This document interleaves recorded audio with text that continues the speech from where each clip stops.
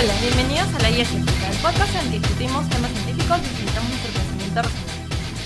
Este es un programa promovido por la Sociedad Secular y Humanista del Perú y auspiciado por la línea de polos en cereal. Que pronto tenemos polos en La Guía Científica, así que nos va a seguir auspiciando. ¡Yeah! Les habla Aurora Gutiérrez y conmigo están Víctor García Belaunde. Hola, ¿qué tal? ¿Cómo están? Adrián Núñez. Hola, amigos. Luciana Ivanor. Hola. Y Julio Gutiérrez. Hola, ¿cómo están? Y no nos acompaña Gonzalo Panizo. Bueno, hoy es 9 de noviembre. Ya, hola. Hoy es 9 de noviembre de 2015. Y un día como hoy tenemos dos efemérides. Primero nació, el 9 de noviembre de 1914, nació Hedy Lamarr, que fue una actriz, inventó el... Yo lo que vi es que inventó el modo de controlar misiles que saltaban de una frecuencia a otra para que no las puedan malograr. Para que no la puedan interceptar. Claro, para ¿no? que el enemigo no... Si fuera una sola frecuencia, el enemigo como que mandaba ruido. Y O sea, volaba. ve las señales de comunicación al misil en diferentes frecuencias. Claro. Hacía que la frecuencia vaya cambiando, vaya saltando. Exacto. Para que no puedan traquearla. Para que no hice mi tarea, era la frecuencia de espectro ancho. Ahora, eso no significa que ella inventó el Wi-Fi, pero sí significa que empezó el camino a lo que tenemos ahora. Claro. Y si no, lo edito después. Yo leí que había inventado el Wi-Fi. Hasta el perro. Pero bueno, salió en el Google Doodle de hoy día y sale, y al final del dibujito, del videito, sale el dibujito este de Wi-Fi. Entonces, claro, de hecho, por ahí y gracias a todos estos aportes es que tenemos ahora Wi-Fi. Bueno, es que creo que el Wi-Fi no es solamente por una persona, ¿no? Claro. Claro. Bueno, y el segundo nacimiento importante, que también sucedió un día como hoy, 9 de noviembre, pero esta vez en el año 1934, nació Carl Sagan, que fue un astrónomo, astrofísico, cosmólogo y divulgador científico que es considerado como uno de los más carismáticos e influyentes y del cual Víctor nos va a hablar ahora un poco.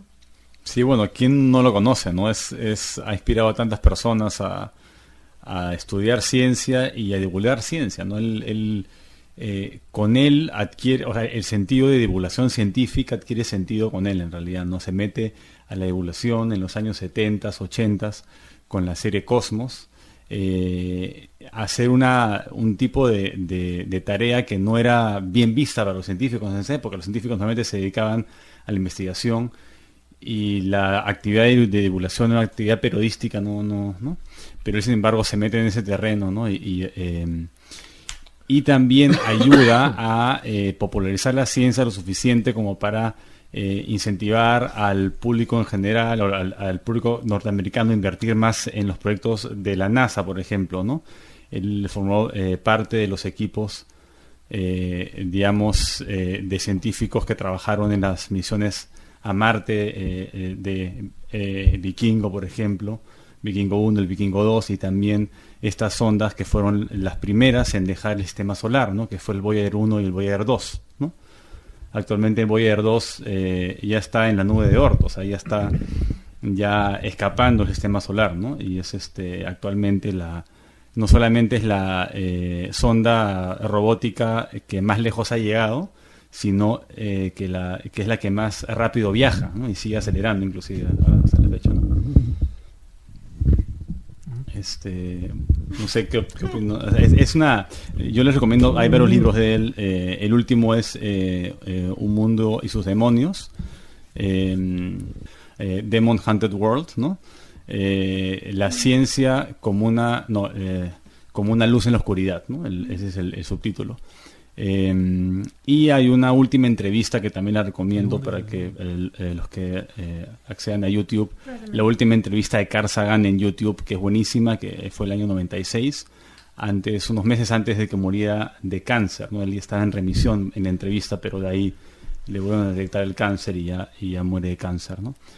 Hoy día hubiera tenido 81 años, ¿no? En realidad murió bastante joven, ¿no? Algo que no se sabe mucho de él es que era un científico sumamente prolífico, ¿no? Por la cantidad de papers que había publicado.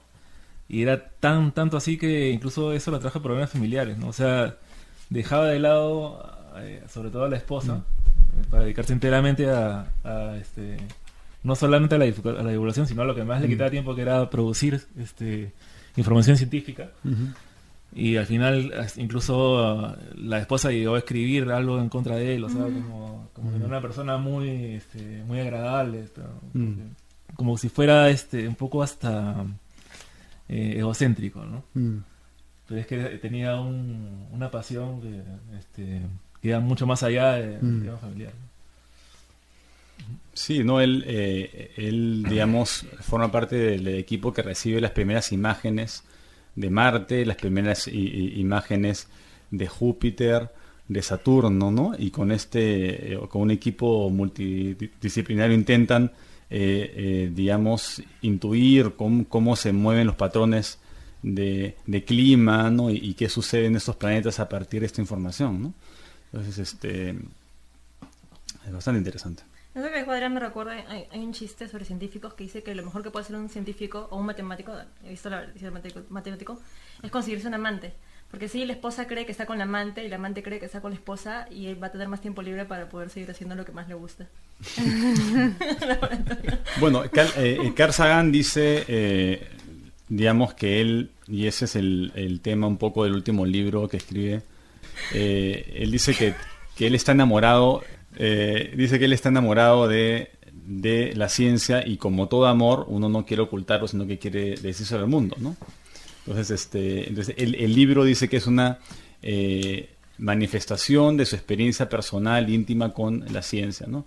Y también la defensa de lo que quiere, ¿no? O sea, que es poner la línea y decir, ya, perfecto, la ciencia puede explicar esto acá, y hay cosas que son evidentemente falsas o son pseudocientíficas, etcétera, ¿no? Entonces trazan un poco la línea, ¿no? ¿Y ustedes qué opinan de la gente que dice que, por ejemplo, no se debería hacer divulgación científica? ¿Por qué? Porque la gente, en general, el público, no tiene la base suficiente para entender realmente los avances de la ciencia, y en verdad lo que se va a generar es desinformación. Y programas como este, porque en verdad logran... Bueno, aquí últimamente ya no hacemos tanto divulgación como cuestiones de base y de racionalidad, pero usualmente lo que se logra es desinformar. Porque es como lo que hacen los periódicos, es como teléfono malogrado, ¿no? Buscar el titular. Claro, y generalmente hay mucha gente, muchos científicos que se oponen a la divulgación porque se distorsiona la idea original, se distorsiona la información original. ¿Qué opinan ustedes de eso? Yo creo que ese tipo de divulgación científica está muy mal. No, en serio, o sea, claro, finalmente haces lo contrario de lo que deberías, ¿no? Que es emitir una información confiable, ¿no? Y aparte ayudar a las personas a pensar o sea, cuáles son los reales límites que puedes tener en la investigación científica, ¿no? Y los límites para ti mismo de entender lo que estás leyendo. O sea, me parece que no debería haber ese tipo de supuesta divulgación científica, sino una base filosófica que vaya de acuerdo a lo que estás diciendo, ¿no? O sea, divulgar, digamos, como decía Carl Sagan, ¿no? No solamente los conocimientos de la ciencia, sino una manera de pensar, ¿no? Una manera de interrogar de manera escéptica el mundo y de verdad obtener un filtro, ¿no? Un filtro adecuado, ¿no? Entonces, no es solamente aprender contenidos en el colegio, sino esta manera escéptica, ¿no? de ser, ¿no? Claro, es una epistemología. Tiene que enseñarte una epistemología correcta, ¿no? Claro. No una forma de... no una simple emisión de conocimientos al azar, ¿no? Porque los contenidos pueden cambiar, las teorías pueden ser perfeccionadas, ¿no? Uno no puede enseñar las teorías científicas como algo terminado, ¿no? En muchos casos, ¿no? Justo eso, entonces toda divulgación tendría que terminar con como algo no concluyente, ¿no? Y siempre Como es así, algo que va a seguir cambiando. los estudios que presentan los científicos siempre terminan, bueno, hace falta más datos para esperamos que repliquen el experimento, o sea, nunca concluyen diciendo ya al 100%, esa es la última palabra sobre el asunto, ¿no? Siempre dan la posibilidad de perfecto, buscamos corroboración de resultados, ¿no? Lo que pasa es que hay teorías, como diría Richard Dawkins, hay teorías que son ya que sería absurdo cuestionar a este punto, ¿no? Pero ustedes creen entonces que el único tipo de divulgación científica tiene que hacerse por personas con una base científica o con una base filosófica, No. y que de otra manera no se podría hacer. Yo no creo en la base filosófica. Luciana, es una crítica de la filosofía, ¿no? Pero yo creo que la divulgación científica es una actividad periodística, ¿no? O sea, no es una actividad... Ajá. O sea, tú puedes ser científico de laboratorio, o puedes ser un científico teórico, o puedes ser un filósofo con interés en la ciencia, pero basta que tú te aprendas tu parte y la divulgues, y no tienes por qué, digamos, ser un experto en el tema, ¿no? Carl Sagan, por ejemplo, el mismo Carl Sagan, él en sus series Cosmos hablaba de todas las ciencias. O sea, recogía información de toda, y de la historia, y del arte, y de la cultura popular, ¿no? Entonces, obviamente, él no es experto, pues, en la cultura hindú, pero igual habla de la cultura hindú. Él no es experto en la cultura japonesa, igual habla del tema, ¿no? Habla de biología, habla de psicología, y él, en todo caso, solamente, si tuviera que divulgar lo que es experto, solamente podría divulgar astronomía, ¿no es cierto, no? Entonces, en la divulgación científica, uno puede, digamos, mientras que lo haga de manera sincera y no intente exceder lo que ha leído un poco, ¿no? Un poco lo que hacemos acá, ¿no? Acá cada uno prepara sus partes y nadie es experto en los temas que prepara en la gran mayoría de ellos, ¿no? Entonces uno lo que hace es intentar no salir un poco del campo que ha estudiado, porque si intenta improvisar o sacar ejemplos debajo de la manga, probablemente erremos y ahí vienen las correcciones y mensajes de correcciones, ¿no? Sí, es cierto. Bueno, y precisamente hablando, bueno, tomando lo que dijo Adrián de que las personas que hacen ciencia o que hacen divulgación necesitan una base filosófica en la que Luciana no cree, pero que a veces puede ser importante, vamos a pasar con la entrevista a Luis Arbaiza. Que la ciencia te puede decir cómo hacer las cosas, pero el fin último es un fin filosófico, porque que la falacia naturalista. Entonces, si algo es, entonces debe ser, ¿no? Y estamos hablando de que, claro, lógicamente puedes decir que es una falacia, todo lo que quieras, pero el fin último de saber si debe ser algo es filosófico. O sea, no, eso no te lo dice la ciencia por ningún lado. Pero en realidad, a mí yo estoy de acuerdo con lo que dice Sartre, que ningún ser implica un debe ser. Claro, pero esa es una cuestión lógica. Porque, digamos, eso es algo, claro, pero justamente, ¿por qué es válida la lógica? Si yo digo 1 más 1 es 2 y no es 3, o si yo digo, no nació mujer, entonces yo concluyo que nació hombre, esa, o sea... eso es porque eres heteropatriarcal. ¿Cómo? Eso es porque eres heteropatriarcal, porque puede ser hombre, mujer, puede ser hermafrodita. Mal ejemplo, mal ejemplo. Si no tomó por la derecha, pero sí tomó una ruta, entonces puedo decir que tomó por la izquierda. Ya, claro. Pero, o sea, pero la validez de mi razonamiento está basado justamente en la lógica. Y a lo que se dedica la filosofía científica es a la lógica y al que sustenta la ciencia. Y el pensamiento en general, ¿no? Entonces, ningún ser implica un debe ser es algo por lógico, ¿no? Claro, pero el punto es, ¿qué cosa sí implica un debe ser? O sea, el solo hecho de tener que definir lo que debe ser... Lo que debe ser simplemente es o sea, nada debe ser en realidad, sino que si nosotros elegimos opciones morales es porque las preferimos. He hecho una crítica de la teoría queer. Hay una serie de postulados acerca de lo... ¿Está grabando ya? Allá. Una serie de postulados acerca de lo que... o sea, hay una interpretación de fenómenos gays, como por ejemplo el afeminamiento. Para ellos el afeminamiento es una forma de libertad de la... O sea, libertad de género.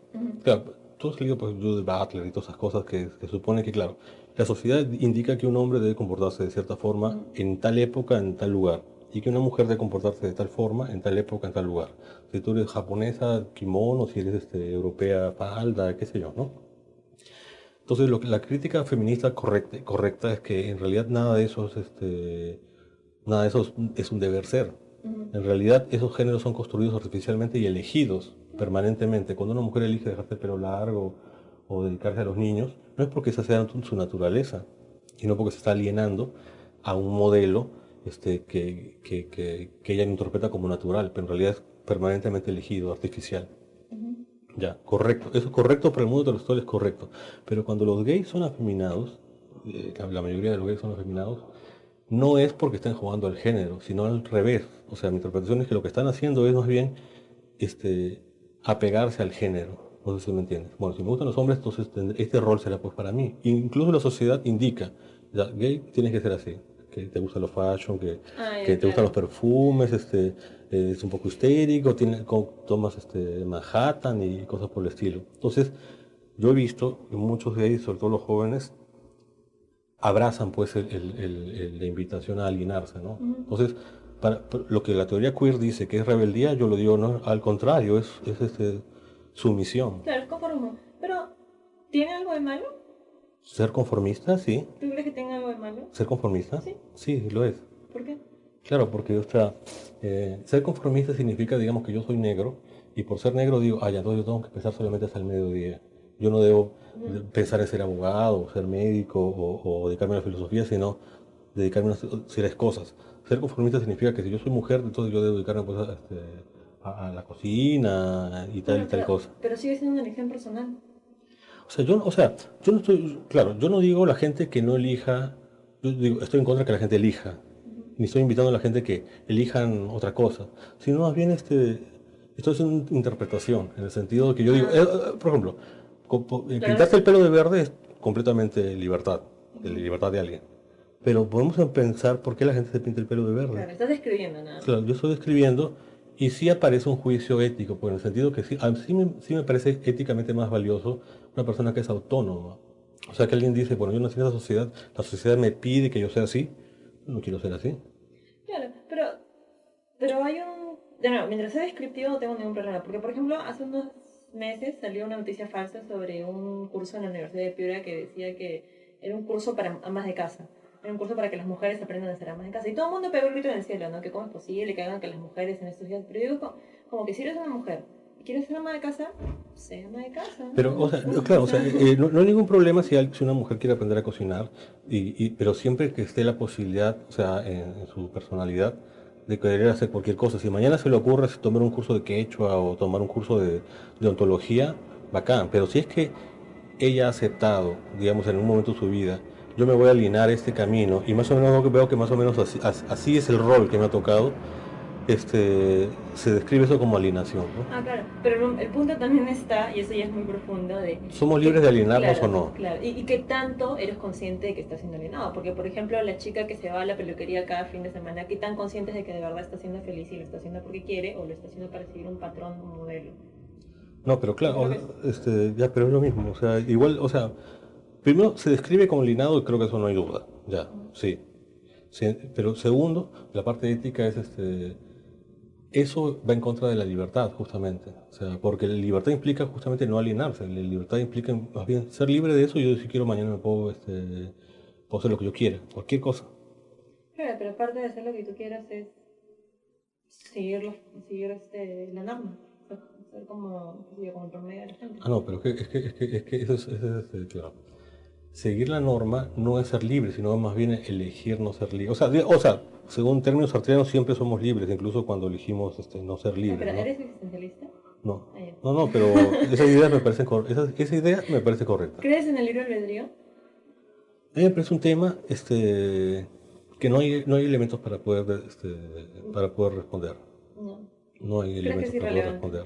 No creo que sea relevante, sino que no hay elementos para poder responder. O sea, hay algunos experimentos que muestran que cuando uno va a tomar una decisión, ya el cerebro ha tomado la decisión unos minutos antes. Entonces uno podría decir, no hay libre albedrío porque la sensación que yo tengo de libertad de escoger mismo por la derecha o por la izquierda, ya fue tomada por el cerebro. Pero podemos retroceder un paso más y decir, no, ese es un registro de cuando el cerebro tuvo un libre albedrío y después la conciencia tuvo una sensación falsa del libre albedrío. Pero sí hubo porque el cerebro lo escogió. Claro, sabes que hay procesos cerebrales que no son conscientes. Y ese es uno de esos. Y es libre. Entonces no hay elementos para decir que no hay o que no hay. Que sí hay o que no hay. ¿Pero crees que existe una libertad última? Una libertad... Es que todos esos conceptos abstractos como la libertad última son vacíos de contenido. Es como hablar del movimiento. Una de las cosas que yo aprendí en la filosofía de la ciencia es no existe el movimiento sino cosas que se mueven. Tampoco no existe, digamos, el frío, sino hay cosas frías. Igual hace poco le decía a alguien, no existe el tiempo, sino lo que existe son objetos que perduran. Entonces, esas abstracciones ya es el camino de la metafísica.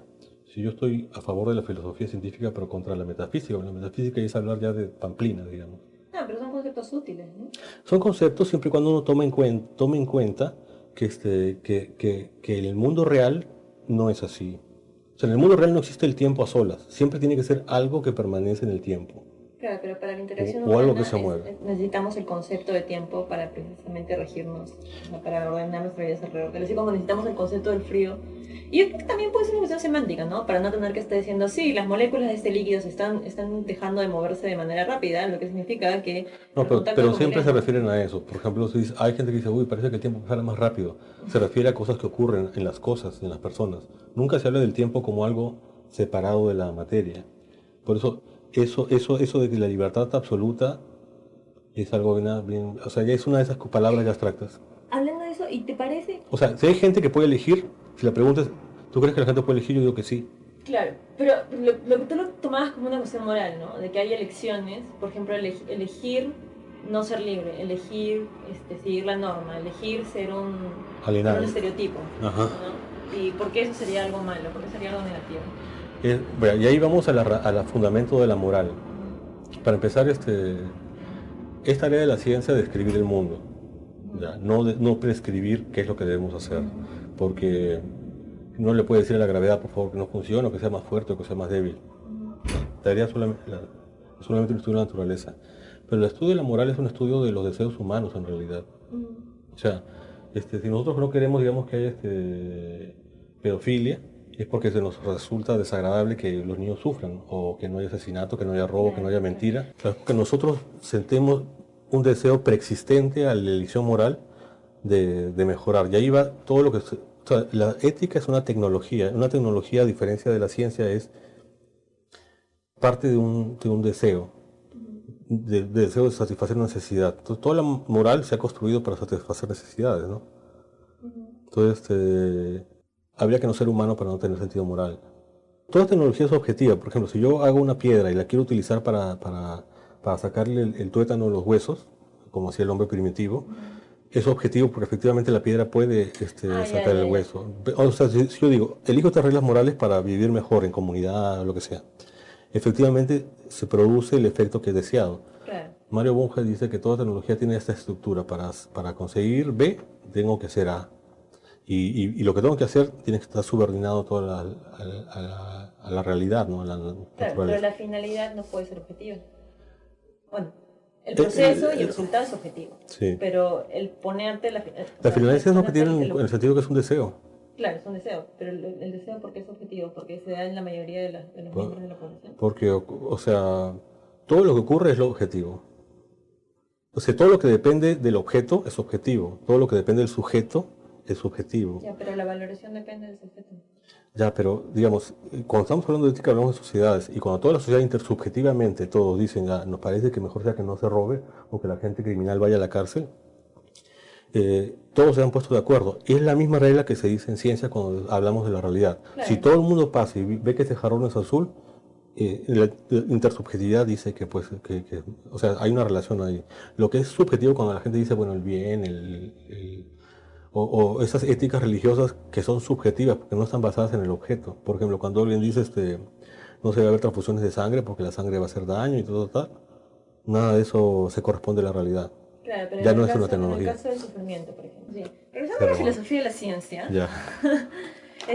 ¿por qué tú dices que todavía es importante la filosofía, no? Hay una especie de discusión muchas veces, y de hecho muchas personas, no sé si fue Neil deGrasse, no sé, pero uno de estos grandes voceros, divulgadores, salió a decir que la filosofía no servía para nada. Ah, sí. Que sí, que la gente debería get over la filosofía y que ya deberían de enseñarles filosofía.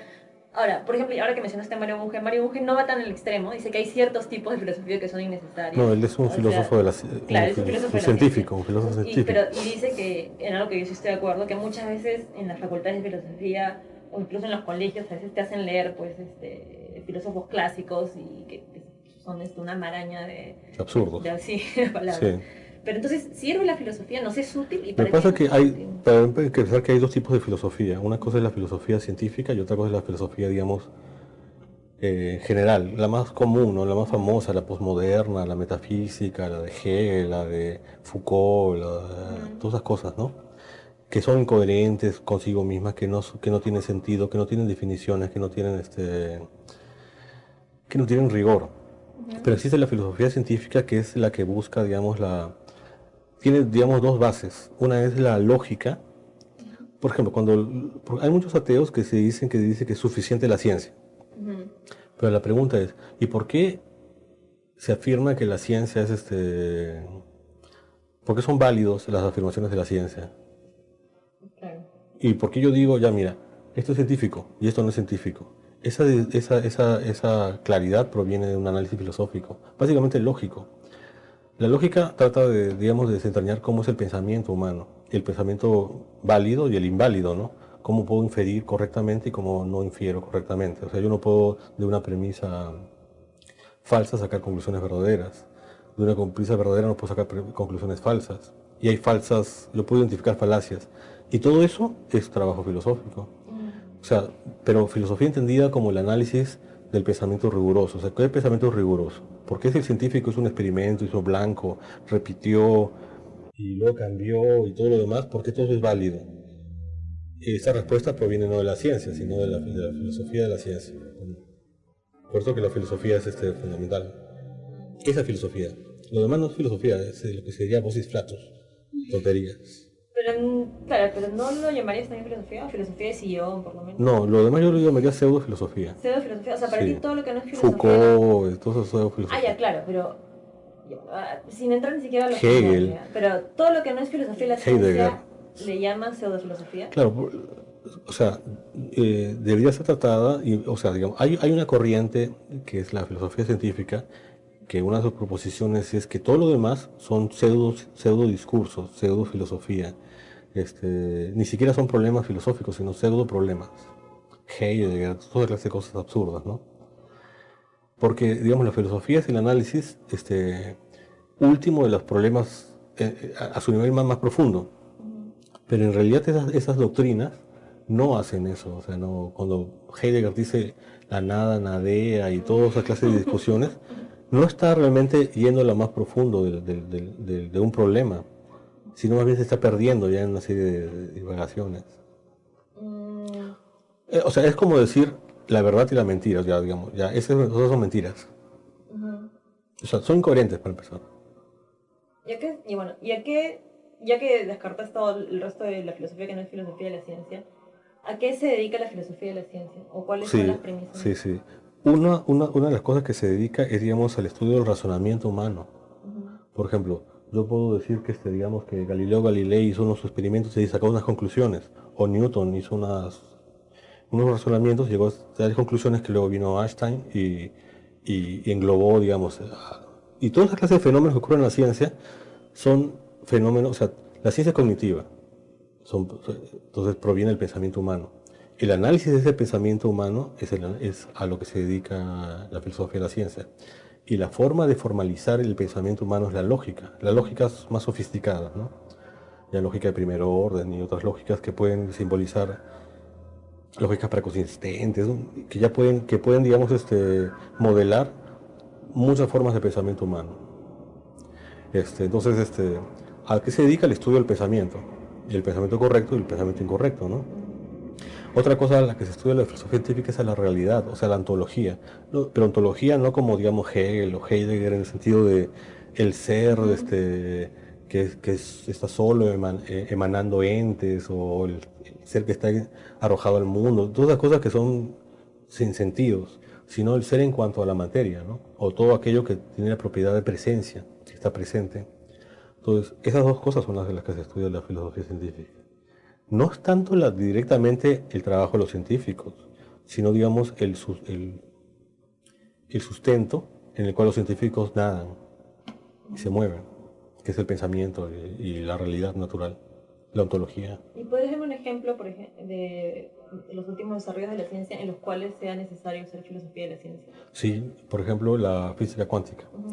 Es muy famoso que Einstein debatió con Niels Bohr acerca de la interpretación de la física cuántica, básicamente el colapso de la fusión de onda y las propiedades raras que tiene la física cuántica.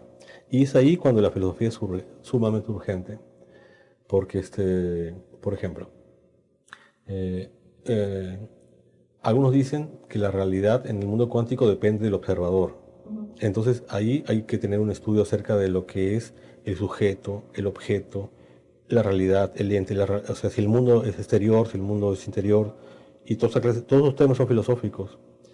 Hubo un gran debate sobre todo alrededor de la interpretación de Copenhague, que por ejemplo dice de que hay albedrío, o sea, mejor dicho, que hay azar, que no hay determinación. Ya, todo eso se resuelve filosóficamente, porque los experimentos lo único que arrojan son resultados. Claro. Arrojan resultados. Hubo un gran debate entre la interpretación de Copenhague, que es rara, y digamos la interpretación de Einstein, que luego fue asumida por Karl Popper, uno de los grandes epistemólogos. Karl Popper estaba en contra de la interpretación de Copenhague. Sin embargo, el debate ha sido ganado por la interpretación de Copenhague. Y en el último congreso que hubo de filosofía científica allá en Argentina, Mario Bunge tuvo que reconocer que se había equivocado y reconocer frente a una profesora que la interpretación de Copenhague es una interpretación filosófica. La interpretación de Copenhague no es una interpretación física. O sea, la física de partículas está impregnada de filosofía, o sea, porque ya roza lo más profundo. ¿Tú crees que absolutamente todos los descubrimientos científicos necesitan una interpretación filosófica? Sí. Absolutamente Tú todos. dime qué y yo te digo cómo. Científico, o sea, que algo cognitivo, sí. no tecnológico. No tecnológico. Pero incluso la tecnología, ¿eh? Hay una epistemología de la tecnología también. Por ejemplo, ¿cuál es la naturaleza de la tecnología y cuál de la ciencia? Ese es un debate filosófico. ¿Y qué tal con la... Claro, eso es porque la ciencia actúa de manera descriptiva. Pero... No, la ciencia es cognitiva, no es descriptiva. Pero... Es predictiva, más bien. No, más bien, justamente ese es un tema filosófico. ¿Ves? Cuando llegaron los positivistas, es el perro que quiere entrar, se decía pues que la ciencia era descriptiva, que se describía la realidad. Pero, o sea, que el científico solamente tenía que mirar y anotar lo que se veía.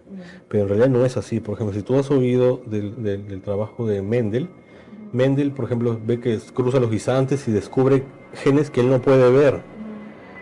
Y ve que tiene una regla matemática a su conducta, pero de entes invisibles. Entonces, en esa época no existía el ADN, o sea, el ADN no se había descubierto. Entonces, él pudo describir, o sea, mejor dicho, él pudo hacer una teoría científica sin describir.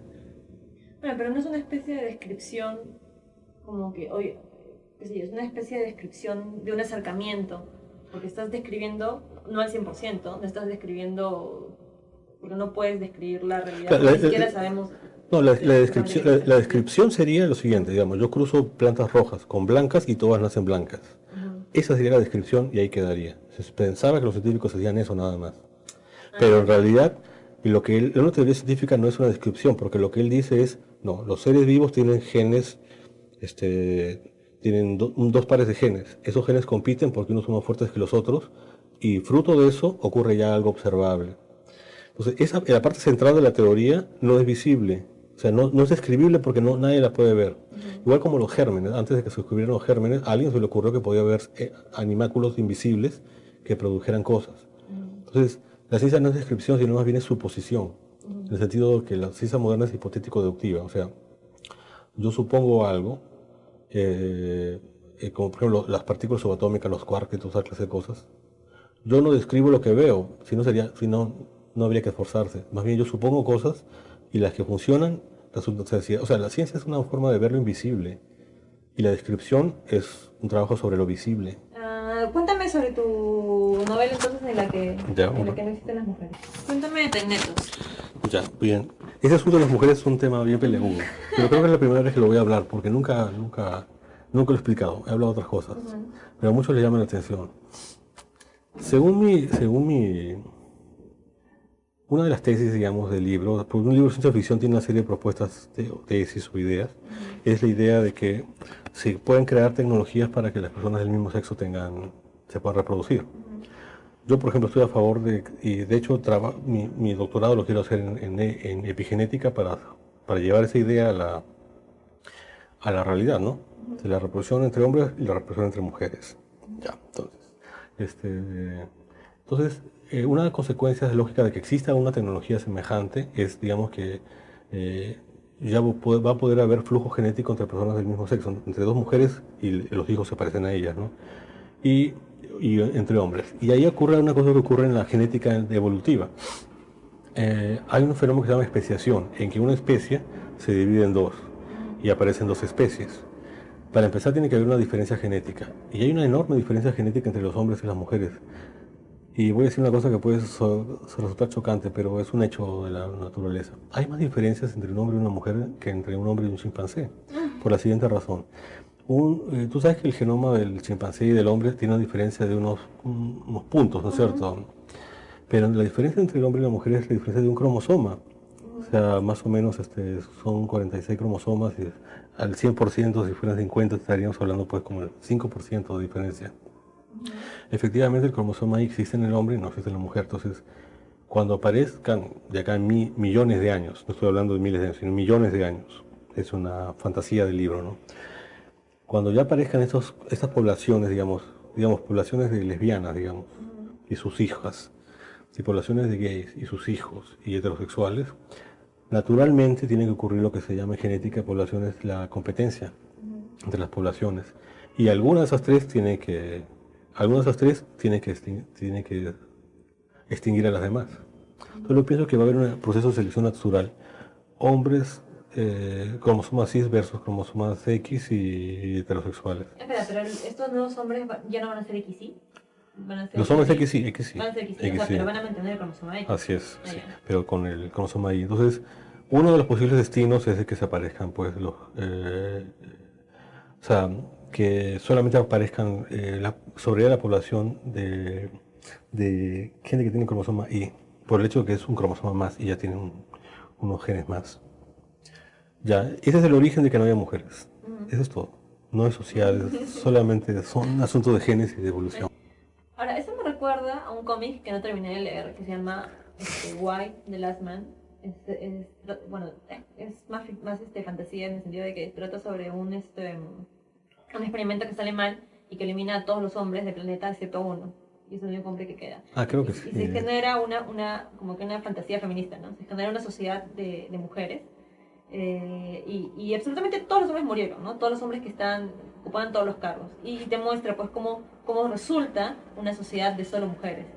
Y obviamente existen las feministas radicales, que se cortan una teta y se hacen llamar las Amazonas, que son un grupo que va por ahí, como que es una especie de grupo bordando lo religioso, ¿no? Que dice que la desaparición de los hombres fue un mensaje de que las mujeres en verdad son la raza superior y más o menos por ahí, pero mesiánico, no. Sí, algo mesiánico, ¿no? Y trata sobre eso. Entonces, tu libro trata también con eso, trata sobre los inicios de cuando dejan qué bueno que se acabaron las mujeres, qué bueno que se acabaron los heterosexuales o algo así. Sí, algo así. No, sino es digamos, la idea de...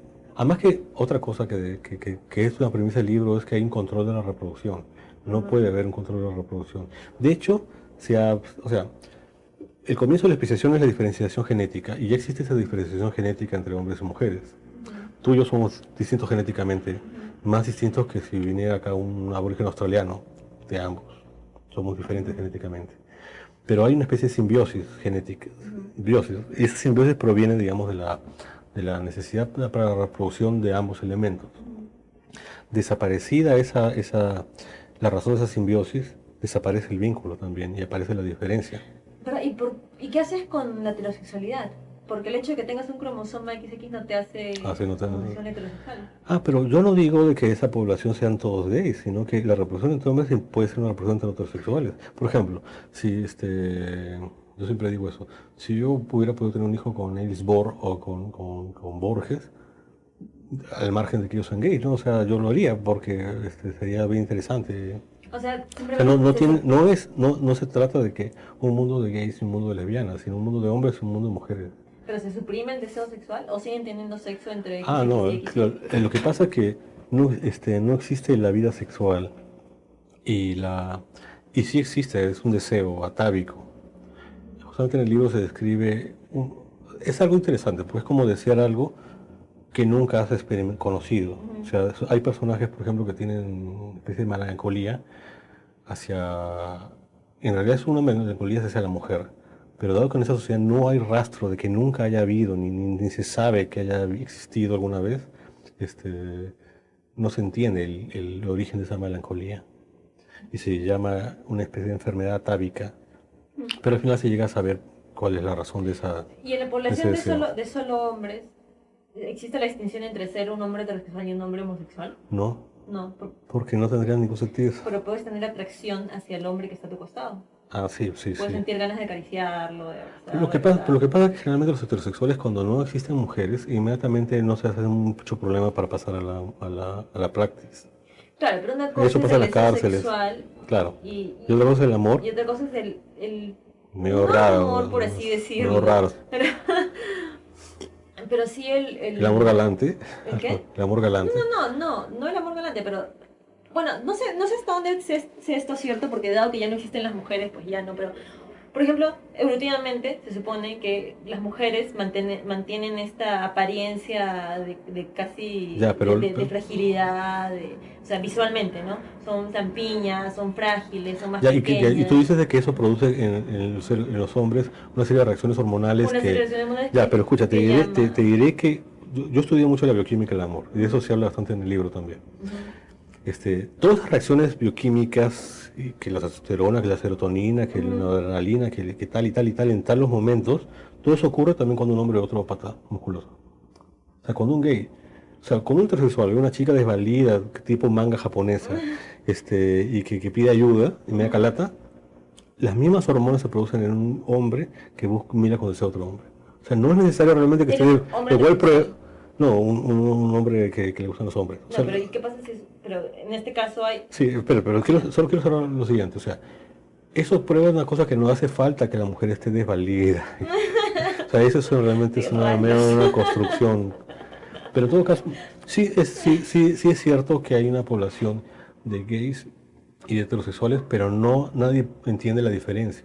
O sea, es bien difícil entender la diferencia, porque es como decir, ya está, yo me estoy enamorado, pero no existe, o sea, es raro, es como que tú fueras vegetariano en un mundo donde nunca ha existido la carne. claro. No sé si me entiendes. Entonces, pero esos problemas aparecen y se van descubriendo, al final se descubre la prehistoria de las mujeres. De hecho, en la segunda parte del libro, que le pidió un amigo que escriba unos capítulos, va a escribir sobre personajes femeninos, para enfrentar a la gente a ese... Claro, ahora que ya que lo pones de esa manera, y ya que pues, si tercerizas completamente tu reproducción, si todo es reproducción asistida, Sí, pues.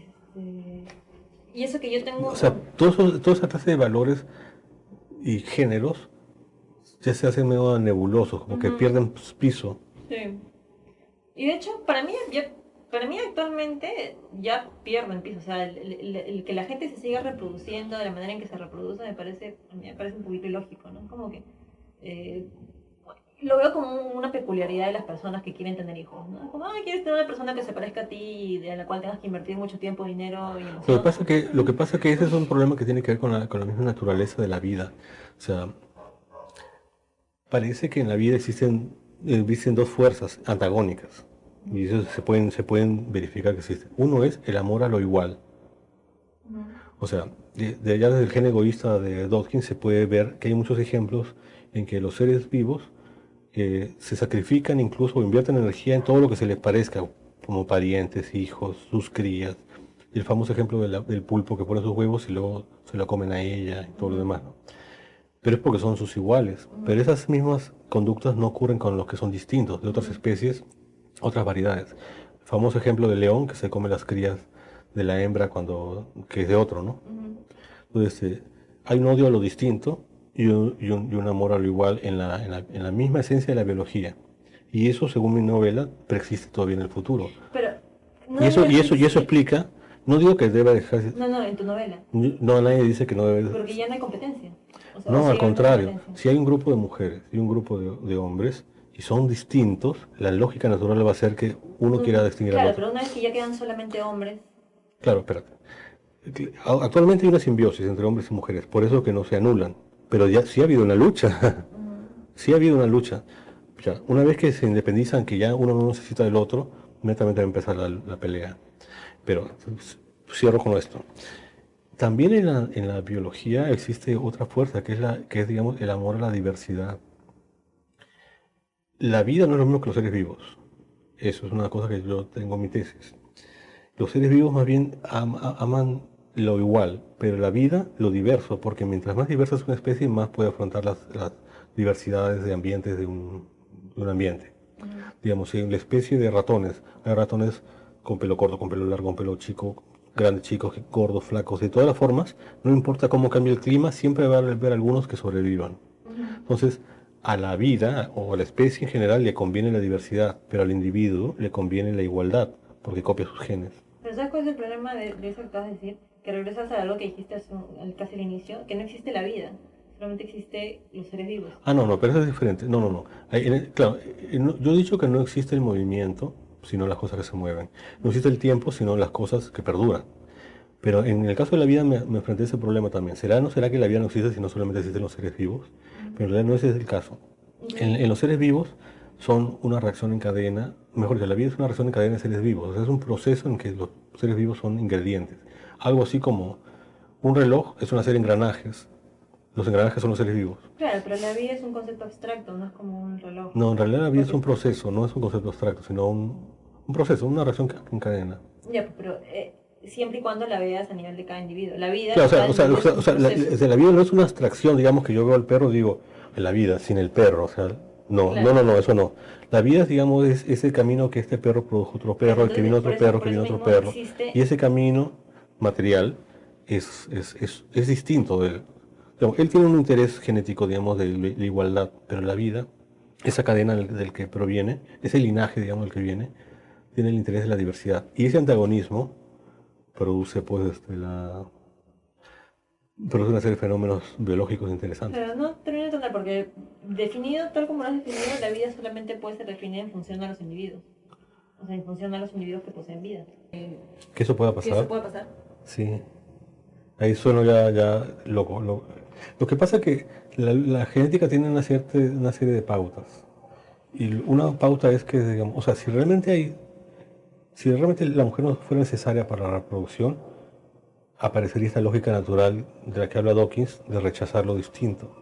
Porque ya no hay ningún interés reproductivo. Es como, digamos, que la mujer en el pasado, ¿no?, ha ofrecido la capacidad de reproducirse, bueno, el hombre también, porque no podría hacerlo, y se ha logrado un acuerdo, digamos, ¿no?, entre dos entes genéticamente diferentes, casi entre dos especies, una simbiosis. Claro. Pero desaparecido ese trato, inmediatamente ya la otra especie es el enemigo. Pero no necesariamente, porque ya estamos en una sociedad diferente. O sea, nuestras finales ahora obviamente ya está bien, obviamente no queremos morirnos, pero ya no estamos en una situación completamente indefensa frente a la naturaleza.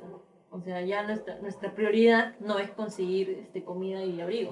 Pero siempre va a haber la lucha por los recursos. Siempre que la vida sea vida, ¿no? Porque otro de los puntos que estaba pensando era, repente... Los recursos van desapareciendo. Claro, pero de repente, antes de llegar al punto de tener reproducción asistida únicamente, podemos llegar al punto de simplemente extender la vida, qué sé yo, casi indefinidamente. Ya, pero el problema es que los recursos no se... O sea, supone que el universo va llegando a entropía. Entonces, eso significa que toda la fuente de energía proviene, pues, del sol y esas cosas, ¿no es cierto? Ya, todo proviene, pero hay un momento que eso va menguando. Y en ese momento es cuando con las luchas se hacen encarnizadas, no solamente entre los humanos, o entre hombres y mujeres, sino entre todas las especies.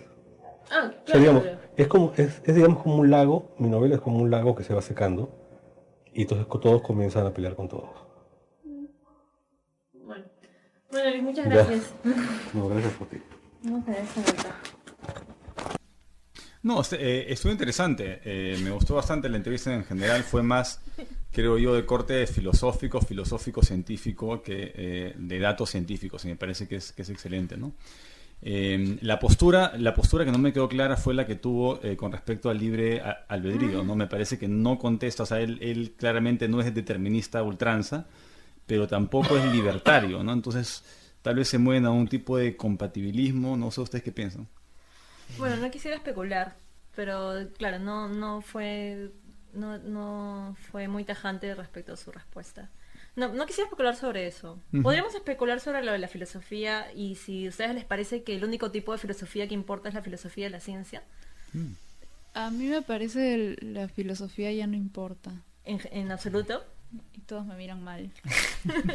Lo que pasa es que una cosa que le dije y que discutimos en el programa pasado Claro, hay una distinción entre lo que es y lo que debe ser. Ujú. Pero al fin y al cabo, quien te da esa distinción y quien te muestra lo que es importante no es la ciencia, porque la ciencia es fría y solamente te da los datos, solamente te dice lo que sirve y lo que no sirve.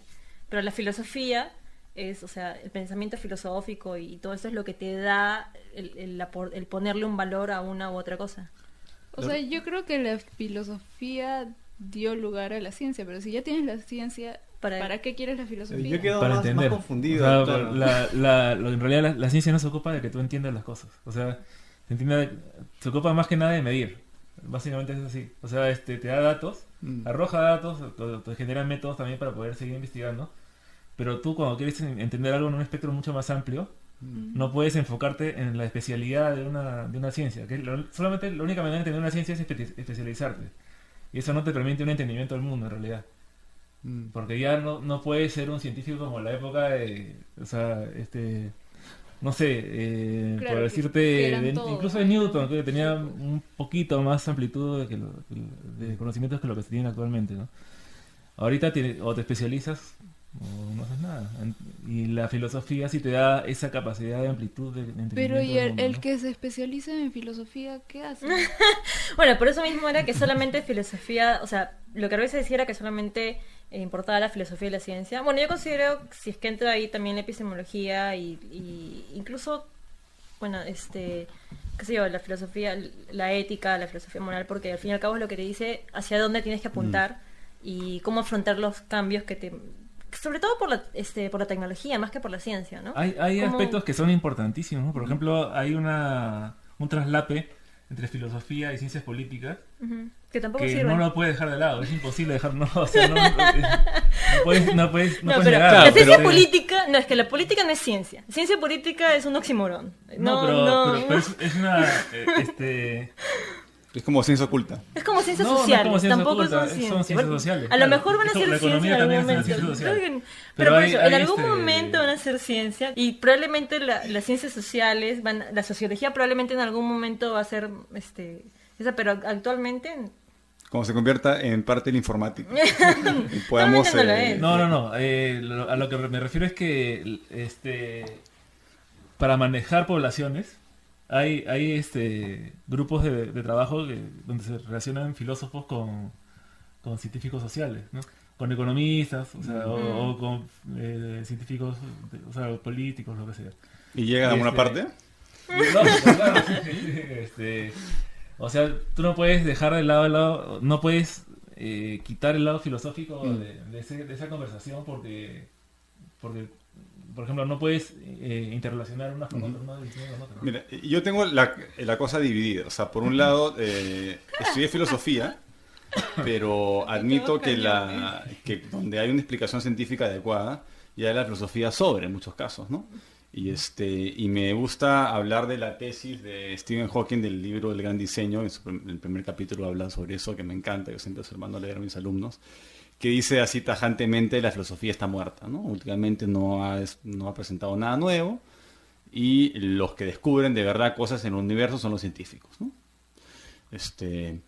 Pero en ese caso, para él, la ciencia incorpora lo mejor de la filosofía, ¿no? Por ejemplo, los principios de no contradicción, o la capacidad de identificar falacias, o un argumento lógico. De esa manera, la ciencia habría absorbido a la filosofía, ¿no? Y las teorías científicas también son explicaciones, ¿no?, de hechos. O sea, no solamente es hechos fríos o datos fríos, sino también hay estas post-explicaciones que son el corpus de las teorías científicas, que pueden tener una visión muy amplia, ¿no? Casi filosófica, si quieres, ¿no? Entonces, bajo ese sentido, sobraría la filosofía y ya había sido absorbida por la ciencia. Otro tema que yo tampoco no sé cuál apoyar, otra postura es la que la filosofía está ahí para explicaciones en los que la ciencia no puede explicar aún, ¿no? Es para especular sobre el misterio utilizando supuestos científicos, ¿no? O utilizando cosas que ya se sabe desde la ciencia, ¿no? Por ejemplo, especular, o sea, el apoyo de los universos múltiples y usar la filosofía para ver qué implicancias tiene eso de los universos múltiples en la realidad, ¿no? o la mecánica cuántica, ¿no? El hecho de que una película esté y no esté, ¿no? Entonces yo creo que la filosofía puede servir, y eso es justamente lo que plantea acá Arraiza, ¿no? Para hacer o sea, tomar distancia y analizar lógicamente estas teorías, ¿no? Entonces hay dos posturas, pero la filosofía sí, que creo que sí es obsoleta, es la filosofía que se mete a problematizar sobre temas donde la ciencia ya ha descubierto, ya ha zanjado, y donde ya no hay polémica hace, no sé, Pero eso es 1000 lo que años. eso es lo que hace la filosofía. O sea, no sé, a mí particularmente me confunde. Bueno, es que hay una filosofía de sillón, ¿no? O sea, Sí, claro, de que sí. se trata simplemente de sentarte a pensar qué pasaría si, qué pasa con el ser, si el ser es ser, y si nada es todo, y si todo es nada. Pero precisamente... Propiamente eso una es lo discusión que- bizantina. Claro, y precisamente eso es lo que se intenta sacar de la... O sea, de lo que ya no se toma en cuenta como filosofía, pero la nueva, entre comillas, filosofía, que es la filosofía de la ciencia y todas estas cosas que ya son más una técnica incluso, podrían seguir siendo útiles. Aparte que también la base de la ciencia es una filosofía, o sea, es una metafísica. O sea, tienes un conjunto de principios metafísicos de los que no te puedes salir para seguir haciendo ciencia, ¿no? Por ejemplo, el naturalismo científico, ¿no? O sea, que significa que todo lo que existe es la naturaleza, que no es nada sobrenatural. Y entonces, si tú no conoces esos principios en los que se basa la ciencia, y por ahí te viene uno que dice, no, o sea, introduce un elemento sobrenatural en su explicación, rápidamente tienes que poder, ¿cómo se llama?, de identificarlo y saber que lo que estás hablando no tiene sentido, ¿no? Claro, pero algo sobrenatural puede tener un sentido filosófico, algo sobrenatural puede tener un sentido causal inclusive, ¿no? Como las almas o los espíritus que causan un impacto en el mundo, y eso puede generar no sé, te jalan la sábana, por ejemplo. Pero, sin embargo, eso, si es sobrenatural, en principio no puede ser observado por la ciencia, ¿no? Entonces, la ciencia para muchos es muy como un cuello de botella, o sea, muy pocas cosas las que se pueden digamos, filtrar por la ciencia. Pero si se puede hacer, o sea, si se puede hacer un experimento, si es una idea falsable, lo mejor es intentar hacerlo vía ciencia. Si ya no lo puedes hacer vía ciencia, ya especula, ¿no? ¿Qué te queda, no? Pero yo creo que se le dará prioridad al pensamiento científico antes que al filosófico. Pero la filosofía también tiene un valor formativo, ¿no? Que claro. me parece que es un gran valor, ¿no? Uh-huh. Y que muchas áreas del conocimiento se benefician de ese, o sea, los profesionales de diferentes áreas en algún momento sienten la necesidad de llevar cursos de filosofía porque eso les da una cierta amplitud de pensamiento, una cierta visión de muchos temas que es muy valiosa para su desarrollo, para el desarrollo de sus temas, de sus áreas, ¿no? Claro, y en porque ese cada sentido, filósofo tiene su sistema y es en principio distinto al otro filósofo, entonces te abre la mente, porque cuando crees crees en Descartes y ahí ya dejas a Descartes y ahora ves Exacto. a Schopenhauer y dices, oye, pero ¿cómo es posible, no? Y eso hace que puedas entender la vida de diferentes marcos, también está relacionado con la historia de las ideas, ¿no? Pero también es importante que no solamente hay historia de la filosofía, sino historia de la ciencia, ¿no? A la hora que tú examinas la historia de la ciencia, también hay ideas que fueron buenas en su momento, pero ahí fueron mejoradas, o ideas infértiles, ¿no? Es importante ver el proceso y nunca enseñar lo que normalmente se hace, el producto terminado, ¿no? Otra cosa de la filosofía es algo que va más allá de su aspecto útil, que es su aspecto estético. Que muchas veces lees a alguien y encuentras, como me dijo mi amigo, encuentras algo, lo ves de un modo diferente, de un modo de vista diferente. Así simplemente relacionando con conceptos, o sea, utilizando palabras que pueden ser hasta circulares, o sea, argumentos hasta circulares, pero sale un resultado estético. Claro, la estética de hecho es una rama de la filosofía y para algunos es una rama que todavía es válida. Por ejemplo, la rama de la filosofía, la física, ya prácticamente no existe en la filosofía. O sea, hay el tratado de Aristóteles de la física, pero ya nadie lo toma en serio, no tiene ninguna verdad para ningún físico. Eso es prácticamente solamente una curiosidad, ¿no? Pero la estética sí, porque todavía dicen que la ciencia no ha podido examinar el tema de la estética, pero eso es falso, ¿no? O sea, sí hay alguna tendencia estética. Por ejemplo, se ha estudiado la estética en bebés recién nacidos y se le ponen caras, ¿no? Y se han dado cuenta que el bebé recién nacido, que no tiene, digamos, influencia cultural de nada supuestamente, reacciona de manera favorable y se queda mirando más tiempo a caras más simétricas que a menos simétricas, ¿no? No, pero ahí hay un error, porque la estética puede tener dos tipos de programas distintos. Uno programa es el que tú dices que es observar cómo funciona la estética, Claro. y el otro es el creativo, ¿no? O sea, y tú no puedes estudiar una carrera científica para ser diseñador de modas. Tienes que estudiar. Yo sí coincido un poco con Luciana cuando dice esto, que la filosofía está muerta, porque en realidad la creación filosófica ya, o sea, prácticamente es inexistente. No, la filosofía quizá como herramienta de búsqueda de la verdad, Claro. ¿no? Que en algún momento lo fue. Sí. O sea, es que me parece que sí está muerta, pero a la vez es un cadáver que es valioso, ¿no? Porque es como el señor Zipán. Claro. No, para mí yo creo que queda la historia de la filosofía y queda como prácticamente como literatura y como historia, pero yo sí creo que la filosofía activa, o sea, yo todavía creo que la epistemología y la filosofía de la ciencia sirven. Sí, o claro sea, que sí. y a la mano de la ciencia. Como historia, Claro, básicamente, ¿no? no, pero la epistemología y la filosofía de la ciencia sirven actualmente y progresan de la mano con las teorías científicas. Y ahora que dijiste eso, precisamente eso es, ¿no? Tú descubres que los niños reaccionan ante las formas más simétricas, e incluso gracias a estos experimentos también se ha demostrado que el racismo no es una construcción social, Claro. sino que de verdad una persona reacciona favorablemente a otras personas que parece que son de su mismo grupo y desfavorablemente ante personas que parece que son de un grupo contrario, pero la valoración contrario, diferente. Pero la valoración no es científica.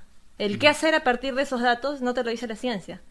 O sea, la ciencia simplemente te dice las cosas, mira, así es, ¿no? Claro, pero si por ejemplo la ciencia te dice que si no te vacunas te vas a morir, entonces claro, o sea, tú sabes las consecuencias y es prácticamente como una invitación a hacer eso, ¿no? A seguir el tratamiento. Claro, ¿no? pero cuando ya hay una campaña antivacunación, la ciencia Claro, no puede hacer nada. no te Y dice... de hecho ahí está la moral y la ética que te dice que cada persona es libre y por eso es que no viene el Estado a obligarte a que te vacunes. y la moral y la ética pertenecen a... A la filosofía. Sí. O sea, Y no hay otra rama del... Justo conversamos la semana pasada sobre si se puede haber moral objetiva, o sea, que nazca directamente de la ciencia. Y, o sea, la ciencia nunca te va a decir qué camino debes tomar. O sea, la ciencia te va a decir qué te vas a encontrar en el camino.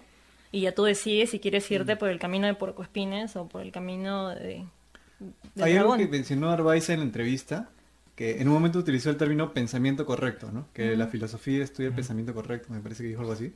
¿Pero qué entenderían ustedes por el pensamiento correcto? Lógicamente El correcto pensamiento será. Bueno, yo hice la entrevista, pero no me acuerdo. Pero creo que es lógicamente correcto. Porque a mí como que me rayó un poco, o sea, no le encontré exactamente una forma de decir este es el pensamiento correcto, sino lo que se me ocurrió puede ser como pensamientos que son útiles, o sea, que con estos pensamientos va a pasar esto y con estos No, pero pensamientos son va a pasar correctos otro. porque la conclusión se sigue de las premisas, o sea, son lógicamente correctos, no Sí, tienen razonamientos no tienen errores. consistentes desde el punto de vista lógico, ¿no? No, porque... Argumentaciones, ¿no? la filosofía es útil Sí. en encontrar, digamos, errores en el razonamiento, ¿no? En ver digamos que la conclusión derive de ciertas premisas. Pero si tú quieres saber la validez de una premisa, la filosofía no te puede dar eso. O sea, la filosofía no tiene los mecanismos para recoger información de la realidad y construir estos modelos que te permitan tener premisas correctas, ¿no? Entonces, una premisa, por ejemplo, en Lima siempre llueve. No, perdón, en Lima nunca llueve, al revés, ¿no? En Lima nunca llueve. Entonces, hoy estamos, ¿qué estamos? Hoy estamos lunes, día tal, entonces, hoy día va a llover en Lima, ¿no?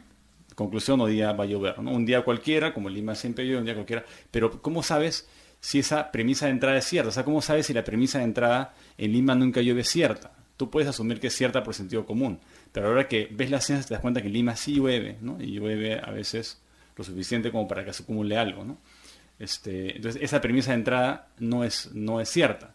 Y eso no lo puedes saber mediante la filosofía, sino mediante la medición de la lluvia, objetiva, ¿no? A lo largo del año.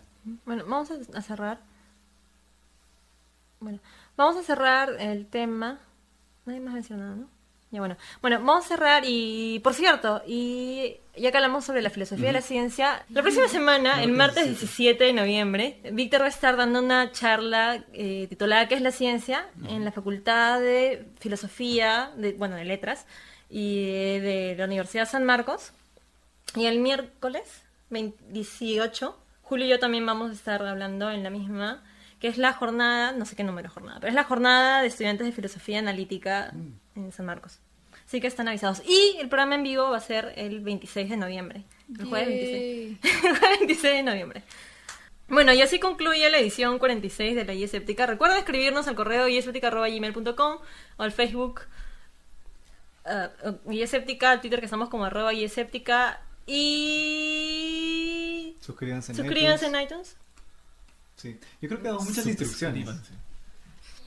Pero nuestros oyentes son inteligentes y toman nota. Sí. Lo ponen en lento, así. Sí. Entonces la pueden anotar. Es ¿Estás normal, ¿no? insinuando que hablo muy rápido? Sí. Ok. Sí, a veces. No es mi culpa que sus cerebros no puedan procesar la información tan rápidamente. Bueno, y nos vemos en el siguiente programa. Chao. Chao. Chao, nos vemos. Ya, bueno, aquí empiezo otra vez.